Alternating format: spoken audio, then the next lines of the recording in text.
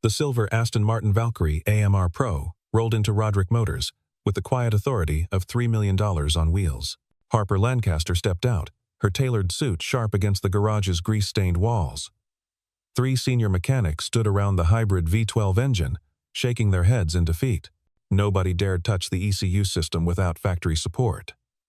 Then, a man in coveralls approached. Tall and quiet, brown hair tousled, hands still dirty from honest work. Mason Carter had been hired that morning. Harper raised an eyebrow as the garage owner explained this was their newest hire, a widower raising his daughter alone. Harper's laugh was cold as winter steel. "Fix this engine and I'll marry you," she said, half joking, half mocking. Everyone laughed. Mason just smiled quietly. Harper Lancaster had once believed in love the way children believe in fairy tales, with complete and trusting hearts. She had been 28 when she married Daniel Rothschild, heir to a shipping fortune, convinced that their merger of hearts would last longer than any corporate acquisition. For 3 years, she built her life around their shared dreams of expanding her family's logistics company while raising children in their Connecticut mansion. She worked 16-hour days to prove herself worthy of the Rothschild name, missing dinners and weekend retreats, always promising herself that success would buy them the time to truly connect. The betrayal came on a Tuesday evening in March. Harper had returned early from a business trip to surprise Daniel with his favorite wine and plans for a long overdue vacation. Instead, she found him in their bed with her assistant, Sarah, the woman she had trusted with her schedules, her secrets, her entire professional life. The scene burned itself into her memory with photographic clarity. Daniel's shocked face, Sarah's desperate scramble for clothes, the rumpled sheets that Harper had picked out during their honeymoon in Italy. The divorce proceedings that followed were brutal and public. Daniel's lawyers painted Harper as a cold, career-obsessed woman who had neglected her marriage. The tabloids dubbed her the Ice Queen CEO, a nickname that followed her through boardrooms and charity galas. After the settlement, Harper threw herself into Lancaster Logistics with the single-minded focus of someone who had nothing left to lose. She acquired 3 smaller companies, expanded into international shipping, and built a reputation for ruthless efficiency. Her success was undeniable, but it came at a cost. She stopped dating entirely, built walls around her heart that seemed impenetrable, and earned a reputation for being brilliant but impossibly demanding. Employees whispered that she could freeze a room with a glance, that she had never been seen to laugh genuinely, that she treated romantic prospects like hostile takeover attempts. Meanwhile, Mason Carter's story unfolded in the shadows of aerospace hangars and hospital corridors. He had been the most promising aeronautical engineer in his division at Lockheed Martin, the kind of brilliant mind that could solve problems others hadn't even identified yet. His colleagues respected his ability to see patterns in complex systems, to understand how thousands of components work together to achieve something greater than their individual parts. Mason had married his college sweetheart, Rebecca, a pediatric nurse with gentle hands and endless patience. They had planned their life with the careful precision of an engineering blueprint. Career advancement, a house in the suburbs, children who would grow up secure and loved. Rebecca died 3 months after Lily was born, her body unable to recover from complications that the doctors said happened in less than 1% of cases. Mason held his newborn daughter in the hospital room, where his wife had just passed away, feeling as though his entire world had collapsed into a singularity of grief and responsibility. The theoretical engineering problems that had once fascinated him seemed meaningless compared to the practical challenge of keeping a tiny human alive and healthy. He took extended leave, then resigned entirely, trading his promising career for whatever work would allow him to be present for his daughter. Harper Lancaster had once believed in love the way children believe in fairy tales, with complete and trusting hearts. Mason Carter had once believed in plans the way engineers believe in mathematics, with absolute faith in predictable outcomes. Both had learned that life had no respect for such beliefs. That evening, after the garage emptied and the laughter faded, Mason remained alone with the Valkyrie. He had heard the mockery in Harper Lancaster's voice, seen the dismissive way she had looked at him, just another blue-collar worker unworthy of her attention. But Mason had also seen something else, a $3 million machine that nobody could fix, and a woman whose expensive car had become a symbol of her isolation. He approached the engine not with wounded pride, but with genuine curiosity. The Aston Martin's hybrid system was a masterpiece of engineering complexity, combining a V12 internal combustion engine with advanced electric motors, through a sophisticated energy recovery system. Most mechanics would have been intimidated by the sheer number of sensors, actuators, and control modules working in concert. Mason saw it differently. Every system, no matter how complex, was simply a collection of individual components that had to communicate with each other. The problem was usually in the communication, not the components themselves. He traced electrical pathways with the patience of someone who had once designed aircraft navigation systems, checking voltage readings and signal integrity, with tools that seemed almost primitive compared to his former aerospace equipment. The dashboard displays showed normal readings for all major systems, but the engine management computer was throwing fault codes that made no sense in combination. Mason spent 2 hours methodically checking every connection, every ground point, every wire that carried data between the engine and its electronic brain. The problem, when he finally found it, was elegantly simple. A voltage converter buried deep in the hybrid system's architecture had been installed with an incorrect ground connection. The error was so small that it hadn't triggered any obvious warning lights, but it was enough to create electrical noise that confused the engine management system into shutting down the entire powertrain. It was the kind of mistake that could happen to anyone, but finding it required the patience to check every single connection, rather than relying on diagnostic computers to identify the fault. Mason made the repair with careful precision, testing each step to ensure that his solution wouldn't create new problems elsewhere in the system. He cleared the fault codes, ran the engine through its startup sequence, and listened to the purr of perfectly balanced machinery. The Valkyrie was running better than it had since leaving the factory, but Mason didn't wake anyone to share his accomplishment. He simply cleaned his tools, washed his hands, and went home to check on his sleeping daughter. When Harper returned the next morning, expecting another day of frustration and mechanical excuses, the Aston Martin started immediately. The dashboard showed optimal performance readings across every system. She stared at the instruments in genuine surprise, then looked around the garage for an explanation. "Who fixed it?" she asked, her voice carrying a note of curiosity that hadn't been there the day before. The garage owner started to point toward Mason, but Mason caught his eye and shook his head slightly. He continued cleaning his hands with methodical attention, as if nothing unusual had happened. Harper found herself watching him with new interest, noticing the precision of his movements, the quiet confidence in the way he handled tools. For the first time in years, Harper Lancaster felt genuinely curious about another person's story. 2 weeks later, Harper found herself returning to Roderick Motors during her lunch break, ostensibly to check on some minor electrical issue that probably didn't exist. She discovered Mason sitting in a quiet corner of the garage, with a 7-year-old girl curled up against his side, her head resting on his thigh as she napped. The child was small for her age, with delicate features and skin that seemed almost translucent in the afternoon light filtering through the garage windows. "My daughter, Lily," Mason explained quietly, careful not to wake her. "School ended early today, and my babysitter had an emergency." Lily stirred at the sound of voices, opening eyes that were startlingly blue against her pale complexion. She looked at Harper with the unguarded curiosity of childhood, taking in the expensive clothes and perfectly styled hair with wonder rather than judgment. "I dreamed about you," Lily said to Harper, her voice soft but clear. "You were a princess, but you were sad because your castle was empty." Harper felt something shift inside her chest, a sensation she hadn't experienced in years. She knelt down to bring herself to Lily's eye level, studying the child's face with growing concern. There was something fragile about Lily that went beyond her small stature, a quality that Harper recognized from painful memories of her younger brother, Michael, who had died of congenital heart disease when Harper was 22. "She has a heart condition," Mason said quietly, answering Harper's unspoken question. "Congenital cardiomyopathy. We manage it with medication and regular checkups, but it means she gets tired easily." Harper watched as Mason gently pressed his fingers against Lily's wrist, checking her pulse with the practiced ease of a parent who had learned to monitor vital signs as naturally as checking the time. The gesture was so tender, so filled with protective love, that Harper felt tears threatening for the first time in years. She had built her life around the philosophy that emotional vulnerability was a luxury she couldn't afford, but watching this quiet man care for his fragile daughter awakened something she thought had died with her own dreams of family. "The doctors say she might need surgery eventually," Mason continued, his voice steady, but his eyes betraying deep worry. "A heart transplant," if the medication stops working. But for now, we're managing day by day." Lily looked between the two adults, sensing the weight of their conversation even if she didn't understand all the medical terminology.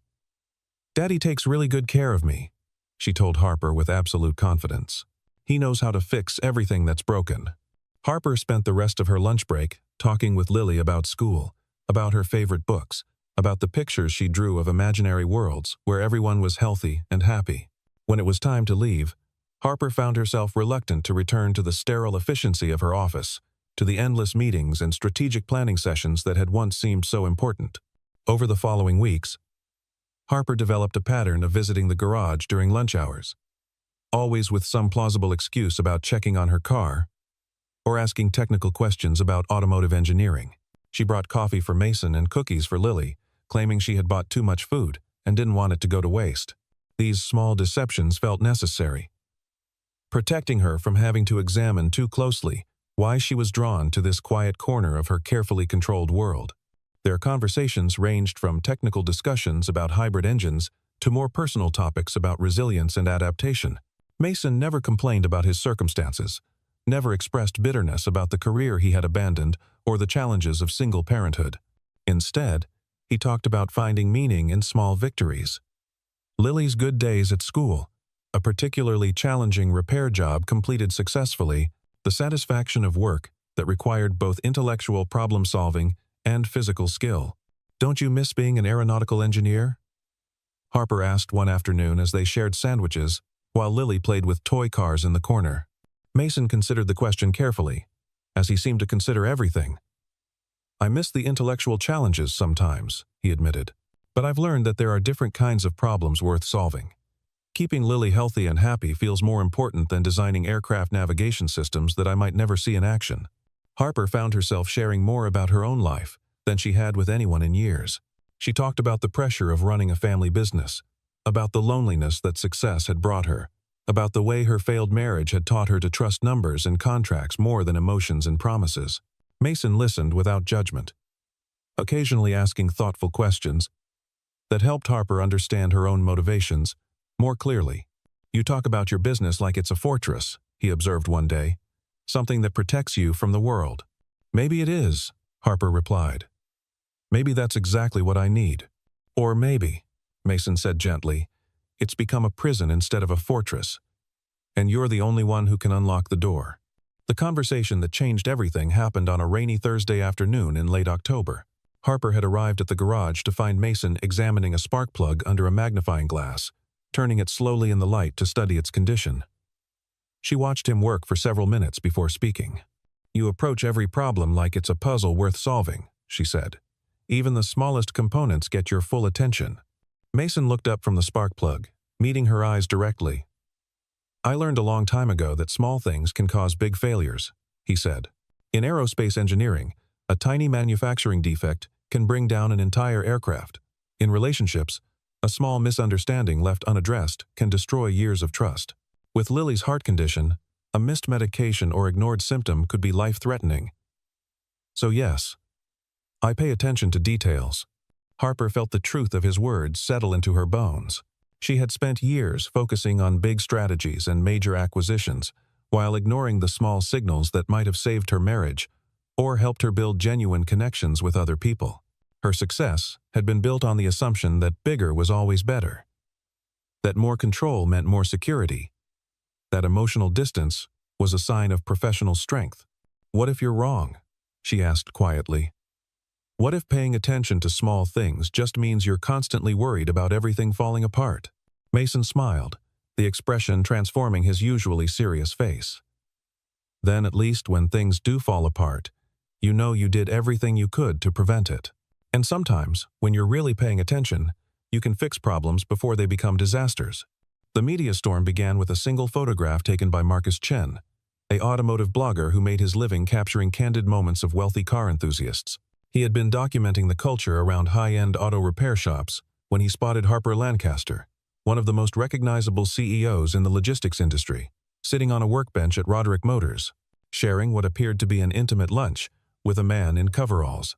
The image itself was innocuous enough, Harper laughing at something Mason had said while Lily played with toy cars nearby. All three of them bathed in the golden afternoon light, filtering through the garage windows. But the caption Chen chose transformed the innocent scene into social media gold. Ice Queen CEO melts for blue. Collar Romeo. Harper Lancaster's secret garage romance. Within 24 hours, the photograph had been shared thousands of times across various platforms. Business journalists began speculating about Harper's personal life, with the hungry enthusiasm of entertainment reporters. The contrast between her reputation as a ruthless corporate leader and the apparent tenderness captured in the image created a narrative that seemed tailor-made for viral content. The story gained momentum when a former employee at Lancaster Logistics anonymously provided details about Harper's divorce and her subsequent romantic isolation. Suddenly, every business publication wanted to explore the human side of the woman who had been portrayed as emotionally invulnerable for years. Photographers began camping outside Roderick Motors, hoping to capture more images of the unlikely couple. Harper's board of directors called an emergency meeting. The men and women who had supported her aggressive business strategies suddenly seemed uncomfortable with her personal choices becoming public knowledge. Board chairman Robert Ashworth, a 70-year-old traditionalist who had been skeptical of Harper's leadership from the beginning, led the charge for damage control. "This kind of publicity undermines our corporate image," Ashworth declared during the emergency session. "Our clients and investors expect a certain level of professionalism from our leadership team. Dating a mechanic suggests poor judgment and questionable priorities." Harper felt the familiar chill of betrayal, the same sensation she had experienced during her divorce proceedings. The people who benefited from her success were now questioning her personal life, as if it were a business decision requiring board approval. She realized that her carefully constructed professional identity had become another kind of prison, one where even the possibility of personal happiness was seen as a threat to shareholder value. The pressure intensified when Lancaster Logistics' stock price dipped slightly in response to the media attention. Financial analysts suggested that investors were concerned about Harper's distraction from business priorities. Several major clients requested reassurance that her personal life wouldn't affect her professional performance. The whispers in boardrooms and at industry conferences painted her as a woman who had lost focus, who had allowed emotion to compromise her legendary business acumen. Harper found herself facing an impossible choice: defend her right to personal happiness or protect the company she had spent years building.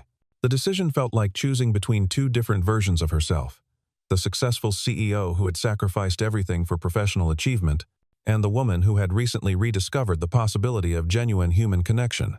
The press conference was scheduled for a Friday morning at Lancaster Logistics corporate headquarters. Harper stood behind the podium in her most authoritative business suit, looking directly into the cameras with the cold confidence that had made her famous. The assembled journalists expected either a romantic confession or a dramatic denial, something that would provide content for another news cycle. Instead, Harper delivered a masterclass in professional damage control. "The recent media attention regarding my personal life has been based on speculation and misinterpretation," she said, her voice carrying no trace of emotion. "I have no romantic relationship with any employee of Roderick Motors. The photographs in question captured a business discussion about automotive maintenance, nothing more. I would appreciate if the media would focus on Lancaster Logistics' record-breaking quarterly performance, rather than creating fictional narratives about my private life." Mason watched the press conference from the garage's small office, Lily asleep in his arms after another difficult day at school. He saw the familiar mask slip over Harper's features, watched her transform back into the untouchable CEO, who had first mocked him weeks earlier. He felt no anger at her denial, only a deep sadness for the woman who had briefly allowed herself to be vulnerable and was now retreating behind corporate armor to protect what she thought mattered most. The next morning, Mason submitted his resignation to Roderick Motors without fanfare or explanation. He left no forwarding address, no message for Harper, no dramatic gesture that might create more media attention. He simply collected his tools, kissed Lily goodbye as she headed to school, and disappeared from Harper's carefully ordered world as quietly as he had entered it. Harper returned to the garage 3 days later, expecting to find Mason at his usual workstation. Instead, she found only an empty corner where his toolbox used to sit and the lingering scent of engine oil and honest work. The garage owner explained Mason's departure with obvious regret, mentioning that he had been their best mechanic despite working there for such a short time. For the first time since her divorce, Harper Lancaster felt truly alone. Her stock price had recovered, the media attention had moved on to other stories, and her board of directors had praised her handling of the crisis.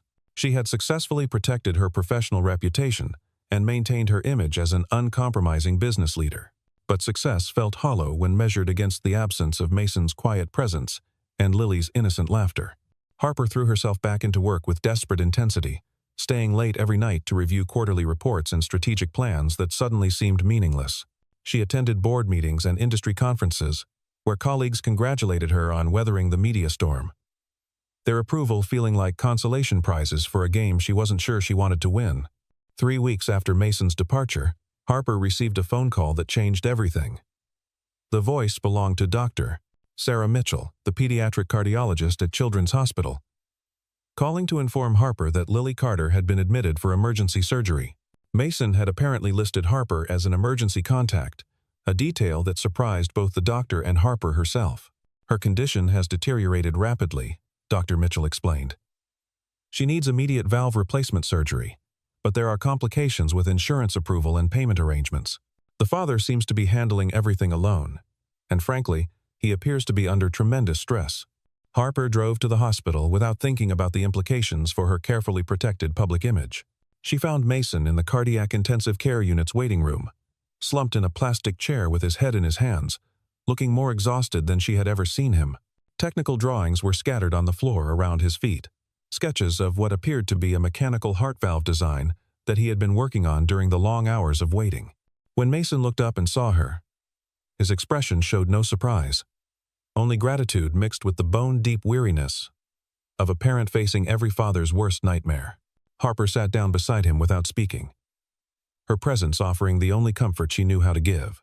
They waited together in the sterile hospital corridor, two people who had built walls around their hearts, now united by concern for a 7-year-old girl who had shown them both what love without conditions looked like. "I should have stayed in aerospace engineering," Mason said quietly, more to himself than to Harper. "The insurance would have been better, the salary higher. Maybe I could have afforded better preventive care. Maybe we would have caught this sooner." Harper took his hand, feeling the calluses from years of honest work, the slight tremor of exhaustion and fear. "You gave her something more valuable than money," she said. "You gave her a father who was present for every day, who knew her well enough to notice when something was wrong, who loved her enough to sacrifice his own ambitions for her well-being." The surgery lasted 6 hours. During that time, Harper quietly arranged for the hospital's best pediatric cardiac surgeon to join the team, ensured that all experimental treatments would be covered regardless of insurance limitations, and established a trust fund that would guarantee Lily's future medical care. She did all of this without consulting Mason, without seeking recognition or gratitude, simply because it was the right thing to do for a child who had taught her that dreams were worth believing in. When Dr. Mitchell emerged from the operating room with news of the surgery's success, Mason wept with relief while Harper held his shoulders, feeling her own tears fall for the first time in years. Lily would recover fully, the surgeon explained, though she would need ongoing care and regular checkups for the rest of her life. That night, as Lily slept peacefully in her hospital bed, surrounded by monitors that showed a steady, strong heartbeat, Harper and Mason talked about second chances and the courage required to rebuild a life from broken pieces. Neither of them mentioned the media storm that had driven them apart, focusing instead on the future they might create together if they were brave enough to try. "I'm not the same person who made that joke in your garage," Harper said as dawn light began filtering through the hospital windows. "That woman was afraid of everything that mattered. I don't want to be afraid anymore." Mason looked at her with eyes that held no judgment, only understanding. "We're all afraid of something," he said. "The question is whether we let fear make our decisions for us, or whether we choose to act despite being afraid."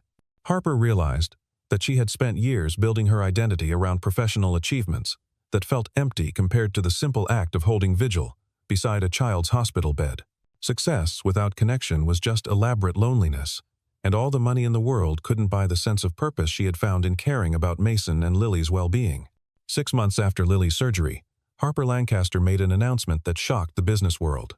She was stepping down as CEO of Lancaster Logistics to pursue new opportunities in vocational education and small business development. The decision cost her millions in stock options and executive compensation, but it gave her something she had never possessed: the freedom to build a life based on her own values rather than other people's expectations. Harper and Mason opened Phoenix Garage together, a combination auto repair shop and technical training center located in a converted warehouse on the outskirts of town. Their mission was simple but revolutionary: provide high-quality automotive education to people who had been written off by traditional career paths, creating opportunities for ex-convicts, high school dropouts, and anyone else who needed a second chance. Mason designed the curriculum while Harper handled business operations and community outreach. They hired instructors who combined technical expertise with genuine care for their students, creating an environment where learning happened through mentorship rather than judgment. The garage quickly developed a reputation for excellent work and fair prices, while the training program began graduating skilled technicians who went on to successful careers throughout the region. Harper discovered that she was better at teaching business principles to eager students than she had ever been at impressing board members with quarterly projections. She found genuine satisfaction in watching former addicts rebuild their lives through honest work, in seeing teenage mothers gain financial independence through skilled trades, in creating pathways to stability for people who had been told they were failures. The transformation wasn't easy. Harper had to learn how to work with her hands, how to diagnose engine problems through sound and feel rather than computer analysis, how to communicate with students who came from vastly different backgrounds than her own privileged upbringing. But every challenge taught her something new about resilience, about the dignity found in all honest work, about the strength that comes from helping others succeed. Mason watched Harper's evolution with quiet amazement. The woman who had once mocked his blue-collar work now spent her days teaching young people to take pride in technical skills, to see mechanical aptitude as a form of intelligence worth developing. She had traded her designer suits for practical work clothes, her corner office for a classroom that smelled of motor oil and possibility. Lily thrived in the environment they created together. Her heart condition still required careful monitoring, but she had grown stronger and more confident as she watched the two most important adults in her life build something meaningful from broken pieces. She became the unofficial mascot of Phoenix Garage, charming students and customers with her intelligence and warmth, reminding everyone that love could heal more than just broken engines. 1 year after opening Phoenix Garage, Harper decided it was time to acknowledge publicly what had been obvious to everyone who knew them. She and Mason had built more than just a successful business together. The occasion was their first anniversary celebration, a community gathering that brought together their students, customers, and friends for an evening of recognition and gratitude. Harper took the microphone during the dinner program, holding a small wrapped package that she had been carrying for weeks while gathering the courage to make her intentions clear. The room fell silent as she unwrapped an old spark plug from her Aston Martin Valkyrie, now polished to a silver shine and mounted on a small wooden base. A year ago, Harper began, her voice steady but filled with emotion. I made a joke to a man I barely knew. I said if he could fix my engine, I would marry him. I thought I was being clever, maybe a little cruel, definitely superior to someone I saw as beneath my notice. She turned to face Mason, who was sitting at the head table with Lily beside him, both of them watching her with expressions of love and anticipation. What I didn't understand then was that he didn't just fix my car, Harper continued. He fixed something in me that I didn't even realize was broken. He showed me that real strength isn't about controlling other people or building walls around your heart. Real strength is about showing up for the people you love, day after day, whether it's glamorous or not. Harper approached Mason's table, holding out the mounted spark plug like an offering. So I'm not joking this time when I say, you fixed my engine, Mason Carter. You fixed my heart. You fixed my understanding of what matters in life. And you fixed my faith in the possibility that two broken people can build something beautiful together. Mason stood to accept the gift, his own eyes bright with unshed tears. From his pocket, he produced a small velvet box containing a ring that Lily had designed. A simple silver band, inlaid with tiny gears and springs, a piece of jewelry that looked like it had been crafted by someone who understood that the most beautiful things are also the most functional. I love you, Harper Lancaster, Mason said, his voice carrying clearly through the silent room. I love your intelligence, your ambition, your capacity for growth, and your willingness to get your hands dirty for the people you care about. I love the way you've learned to see beauty in ordinary work, and the way you've taught me that it's possible to dream again without forgetting the lessons that loss has taught us. The proposal that followed was witnessed by 200 people who had found hope and opportunity at Phoenix Garage, a community that understood the value of second chances and the courage required to rebuild a life from broken pieces. When Harper said yes, the celebration that erupted was genuine and joyful, a recognition that love stories don't always follow predictable patterns, and that the best endings often begin with someone brave enough to fix what seems irreparable. 2 years later, the Lancaster Carter family lived in a comfortable house within walking distance of Phoenix Garage, their daily routines shaped by the rhythms of work, school, and the quiet satisfaction of building something lasting together. The Aston Martin Valkyrie sat in their driveway, now decorated with a small decal that read, "Fixed with Love," a reminder of the joke that had become a promise, and the promise that had become a life. Harper had learned to find joy in small victories, a struggling student mastering a difficult repair, a customer whose car troubles were solved with patience and skill, a daughter who grew stronger and more confident with each passing day. Mason had discovered that there were many ways to be an engineer, that solving human problems could be just as intellectually satisfying as designing aircraft navigation systems. Lily, now 9 years old and healthy, served as the bridge between her parents' different worlds, equally comfortable discussing business strategy with Harper and engine diagnostics with Mason. She had inherited her father's mechanical aptitude and her stepmother's strategic thinking. But more importantly, she had learned from both of them that love was something you chose to practice every day, not just something that happened to you. On quiet Sunday mornings, when Phoenix Garage was closed and the family had time to themselves, Harper would sometimes sit in the Valkyrie and remember the woman she used to be. Successful but isolated, protected but lonely, powerful but ultimately powerless. To create the connections that gave life meaning. The transformation had cost her millions of dollars and forced her to abandon an identity she had spent years building, but it had given her something infinitely more valuable, a family built on mutual respect, shared purpose, and the daily choice to fix what was broken rather than discard what seemed damaged beyond repair. The spark plug that had started everything sat on their mantelpiece, polished and proud, a symbol of the truth that the smallest components can sometimes power the most important transformations. Harper Lancaster had learned that engines aren't the only things that can be fixed with patience, skill, and love. Sometimes broken hearts just need the right mechanic, someone willing to trace every connection until they find the source of the problem, someone patient enough to make repairs that will last a lifetime.